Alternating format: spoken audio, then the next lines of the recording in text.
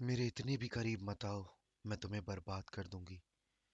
मतलब यूनाइटेड का रिश्ता जो यूनाइटेड फैंस के साथ है वो कुछ ऐसा ही है कि जितना वो यूनाइटेड को प्यार करते हैं, यूनाइटेड उतना ही ज्यादा उन्हें सताती है।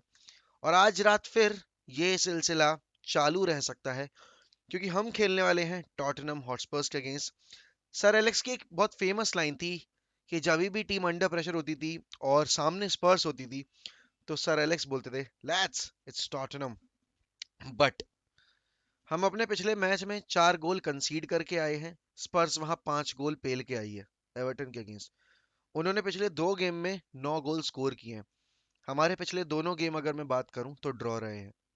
मतलब आप मैन सिटी वाला गेम उठाकर देखो या आप एटलेटिको वाला गेम उठाकर देखो, तो मैं ये नहीं कह सकता कि मैं इस गेम में जाते टाइम कॉन्फिडेंट हूं, बिकॉज आपको नहीं पता कि ये टीम कैसा खेलने वाली है।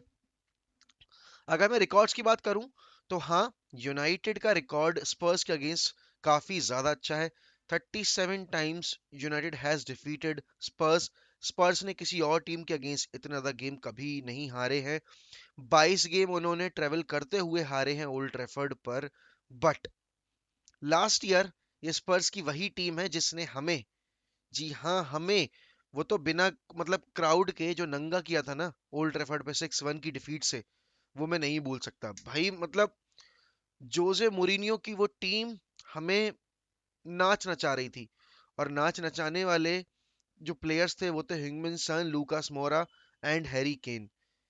आज हमारे पास लूक शॉ नहीं होंगे because Luke Shaw is unfit. कल रेल्फ ने ये क्लियर कर दिया कि वो कोविड से अभी रिकवर नहीं कर पाए हैं।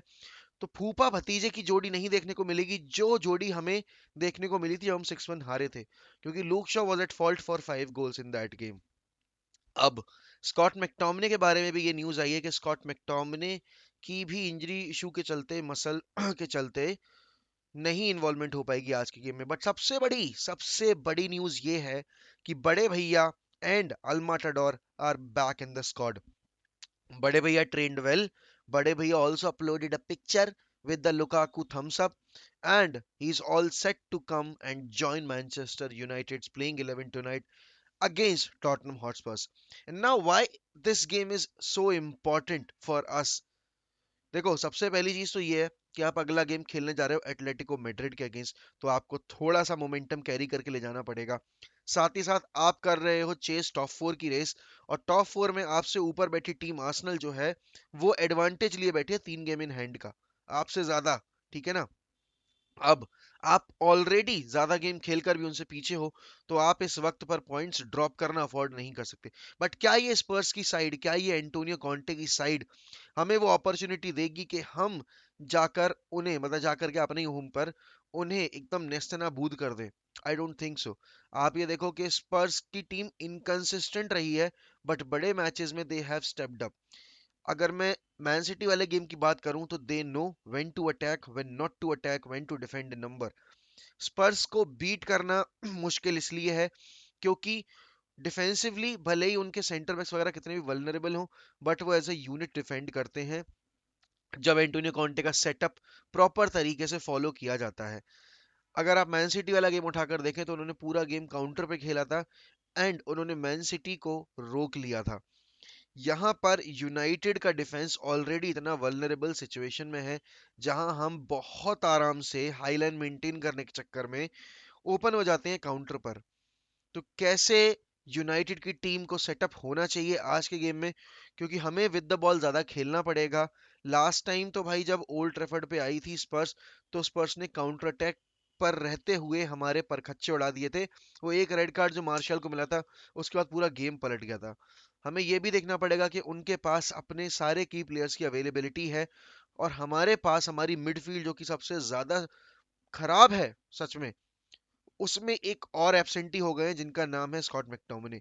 अब अगर मैं मैटिच को खिलाता हूँ, ठीक है, और मैटिच के अलोंग साइड अगर मैं पॉल पॉगबा को खिलाता हूँ इन दी एडवांस 8 रोल, तो हो सकता है हम रैशफोर्ड को यूज कर पाए, क्योंकि हमें रैशफोर्ड की पेस चाहिए होगी या एंथनी इलेंगा की पेस चाहिए होगी।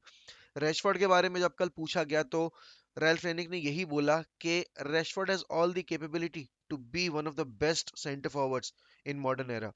बट वो चीज रिफ्लेक्ट नहीं हो रही। जो चीज वो ट्रेनिंग पिच पे कर रहे हैं वो चीज वो एक्चुअल मैच में नहीं कर पा रहे हैं। बट ये सारी रिस्पॉन्सिबिलिटी तो कोचिंग स्टाफ की रहती है ना, कि वो कैसे एक प्लेयर की परफॉर्मेंसेस निकलवा सकते हैं। ये रिस्पॉन्सिबिलिटी एक मैनेजर की होती है कि वो कैसे अपने प्लेयर की ए गेम परफॉर्मेंस डिलीवर करवाते हैं मैच डे पर। And not to be very honest, अगर मैं यहाँ बात करूं क्या हम अच्छे स्कोर लाइन से जीतेंगे स्पर्स से, तो it's a topic of debate, क्योंकि स्पर्स की टीम ने पिछले 2 गेम में एक भी गोल कंसीड नहीं किया है, 9 गोल स्कोर किए हैं।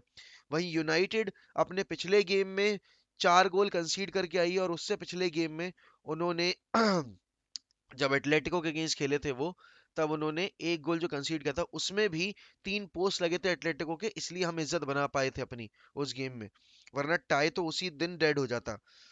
अब यहाँ पर ये गेम यूनाइटेड को हर हाल में इसलिए जीतना होगा क्योंकि अगर वो चैंपियंस लीग से बाहर हो जाते हैं तो उनके पास अगली साल चैंपियंस लीग में खेलने का कोई और जरिया नहीं बचता। टॉप 4 एट बेर मिनिमम चाहिए। अगर आप अपने की प्लेयर्स को रोकना चाहते हो तो आपको टॉप 4 चाहिए। अगर आप वाकई में नेक्स्ट ईयर इंप्रूव करना चाहते हो, एक नए मैनेजर को अच्छी साइनिंग्स देना चाहते हो, तो आपको टॉप 4 चाहिए ही चाहिए, बिकॉज बिना चैंपियंस लीग के मार्की साइनिंग की साइनिंग्स को लेकर आना बहुत ही ज्यादा मुश्किल हो जाएगा यूनाइटेड के लिए। अब अगर मैं प्लेइंग 11 की बात करूं तो प्लेइंग 11 में ऑब्वियस सी बात है, I don't want to see Harry Maguire, because बंदा खुद नटमैग हो रहा है भाई, एक नहीं दो दो बार नटमैग हुआ वो इनसाइड द बॉक्स। और गलती पूरी हैरी मैगवायर की भी नहीं थी, Victor Lindelof is at equal fault.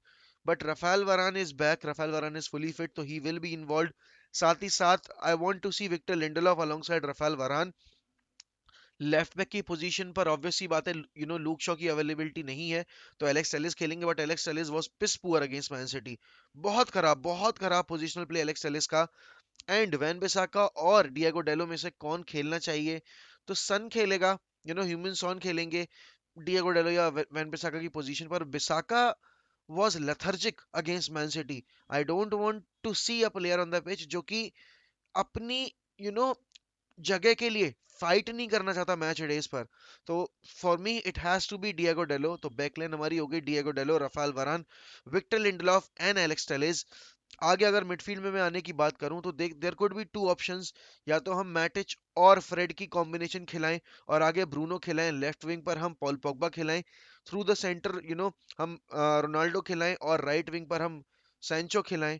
But आप एक और चीज कर सकते हैं कि आप सोल पिवट में खिला सकते हैं मैटिच को, नंबर 8 की पोजीशन पे खिला सकते हैं पोग्बा को।